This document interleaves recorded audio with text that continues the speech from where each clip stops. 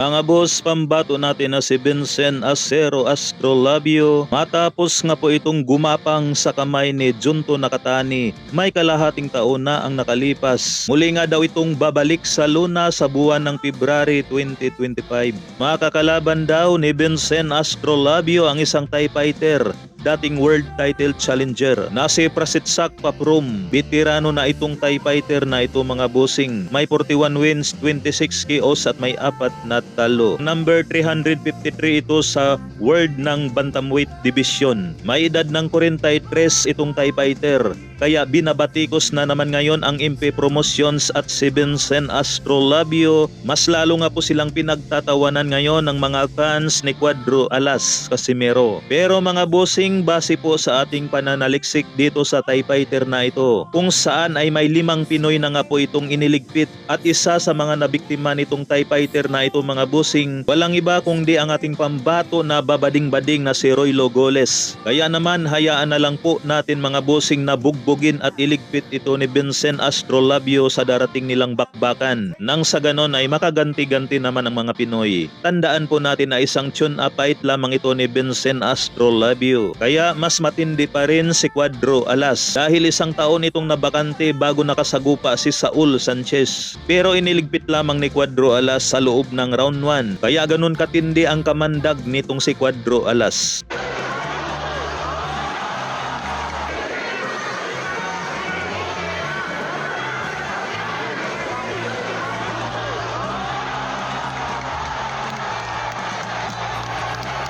Mas ko ay saya kung kayo